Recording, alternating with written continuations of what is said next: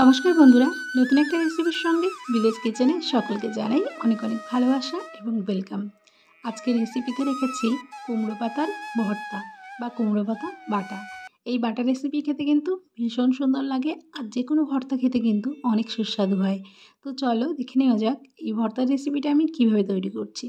প্রথমে এখানে আমি কুমড়ো পাতা তুলে নিয়ে এসেছি। কুমড়ো পাতা এখানে আমি ছোট বড় সব রকম তুলে নিয়ে এসেছি। এটাকে সুন্দর করে একটু সাজিয়ে দিলাম, দেখতে ভালো লাগবে বলে। তোমাদের কেমন লাগছে অবশ্যই কিন্তু জানিও। এরপরে কিন্তু কিভাবে বাটাটা তৈরি করছি চলো দেখে নেওয়া যাক। এই কুমড়ো পাতা বাটা তৈরি করতে কিন্তু খুব একটা সময়ের প্রয়োজন হয় না, আর খুব তাড়াতাড়ি এটা হয়ে যায়।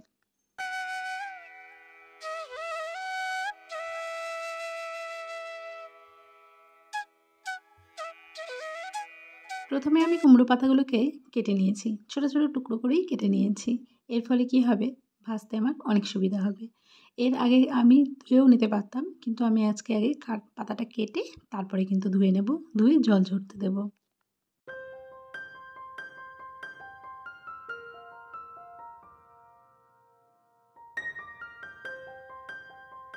এরপরে কিন্তু সোজা চলে যাব রান্না করতে। রান্না করার জন্য এখানে কড়াই গরম করে তার মধ্যে কিন্তু আমি পরিমাণ মতো সর্ষের তেল অ্যাড করছি। সর্ষের তেলের মধ্যে আমি এখন দেব বেশ খানিকটা কালো জিরে ফোড়ন। কালো জিরে ফোড়ন কিন্তু যে কোনো ভর্তার রেসিপিতে অনেক ভালো লাগে, আর এটা খাওয়াও কিন্তু ভীষণ শরীরের পক্ষে ভালো। তো এরপরে দিয়ে দেবো আমি অনেকগুলো রসুন। রসুনটা কিন্তু ভর্তা রেসিপিতে যতটা বেশি দেবে ততটাই বেশি ভালো লাগবে। আর রসুন তো খেতে সবাই আমরা পছন্দ করি মোটামুটি। তো এখন কিন্তু ভর্তার রেসিপিটা রসুন ছাড়া অসম্পূর্ণ।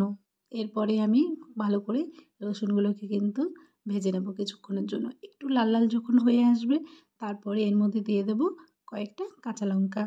কাঁচা লঙ্কাটা আমি চিড়েও দিতে পারতাম, কিন্তু গোটা কাঁচা লঙ্কাই দিলাম। আর কাঁচা লঙ্কাটা মানে ঝাল যে যেমন পছন্দ করবে সে তেমনভাবে ইউজ করবে। ঝাল কেউ বেশি খেলে সে বেশি দিতে পারো, কম পছন্দ করলে কম দিতে পারো। কিন্তু আমি মনে করি যে কোনো ভর্তা বা বাটা রেসিপিতে একটু ঝাল না হলেও কিন্তু ভালো লাগে না, একটু ঝাল ঝাল হবে তবেই তো খেতে ভালো লাগবে। এরপরে কিন্তু এই লঙ্কাগুলো যাতে ফেটে না আসে বা ফুটে না আসে তার জন্য আমি একটুখানি খুন্তির সাহায্যে মাঝখান থেকে একটা একটা করে টুকরো করে দিচ্ছি। এর ফলে কিন্তু ফুটে আসবে না। অনেক সময় লঙ্কা কিন্তু ফুটে আসে, তো গায়ে লাগার ভয় থাকে বা চোখে মুখে ছিটে আসার ভয় থাকে। এরপরে এই সব কিছু একটু ভালো করে ভেজে নিয়ে এবার কিন্তু এর মধ্যে কুমড়ো পাতাগুলো অ্যাড করে দেবো। আগে থেকে কুমড়ো পাতাগুলো কিন্তু সেদ্ধ করে নিলাম না, কেননা এইভাবেই রান্না করলে কিন্তু কুমড়ো পাতা অনেক সুন্দর লাগবে খেতে।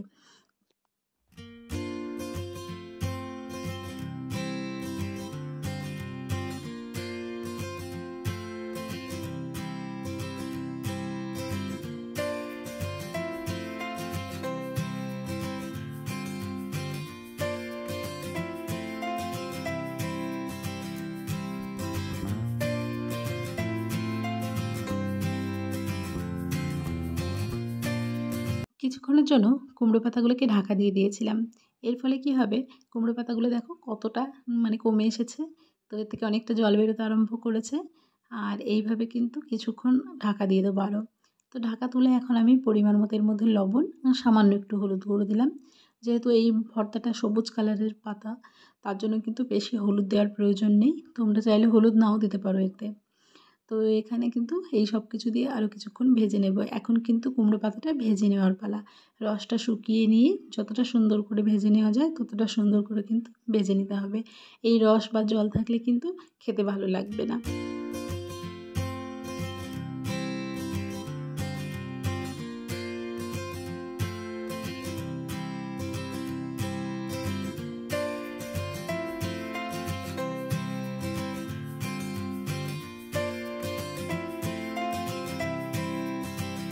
এরপরে কিন্তু আমি কুমড়ো পাতা খুব সুন্দর করে ভেজে নিলাম।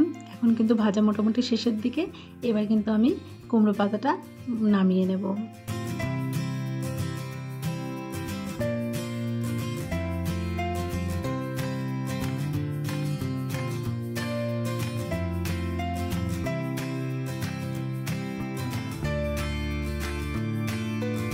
পরে আমি কুমড়ো পাতাটা বেটে নেব। তো এই যা যা ইনগ্রিডিয়েন্টস দিয়েছি এই কটা ইনগ্রিডিয়েন্টসই এর মধ্যে অ্যাড করব, আর অন্য কিছু করব না। তো এরপরে আমি কিন্তু কুমড়ো পাতাটা সুন্দর করে বেটে নেব। এখানে আমি শিলনোড়ার সাহায্যেই বাটছি। শিলনোড়াতে বাটলে যে কোনো বাটা খাবার কিন্তু খেতে অনেক বেশি ভালো লাগে, মিক্সি থেকেও বেশি টেস্টি হয় এতে। তো চলো এইভাবে আমি বেটে নিই কিছুক্ষণ, তারপর তোমাদেরকে দেখাচ্ছি।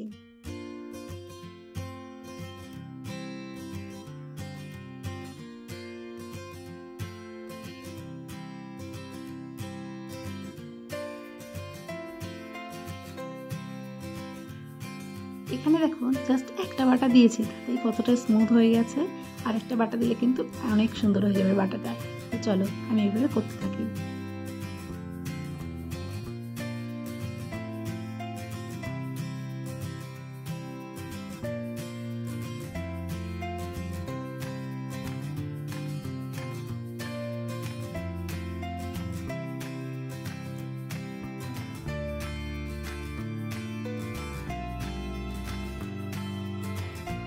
তো এইভাবে কিন্তু অল্প অল্প করে কুমড়ো পাতাটা বেটে নেব। তো সম্পূর্ণ কুমড়ো পাতাটা আমার কিন্তু বাটা হয়ে গেছে। এই যে ফাইনাল লুক দেখতে পাচ্ছ কতটা সুন্দর হয়েছে, বাটাটাও দেখতে অনেক লোভনীয় হয়েছে। তো আজকের এই কুমড়ো পাতার বাটা বা ভর্তা খেতে তোমাদের কেমন লাগে অবশ্যই কমেন্ট করো। আর আমি যেভাবে তোমাদেরকে এই ভর্তা রেসিপিটা দেখালাম তোমাদের কেমন লাগলো সেটাও কমেন্টের মাধ্যমে জানিয়ে যেও। আজকের রেসিপি নিয়ে এখানেই বিদায় নিচ্ছি। তোমাদের সঙ্গে দেখা হবে পরবর্তী কোনো রেসিপি নিয়ে। তো সবাই ভালো থাকবে, সুস্থ থাকবে।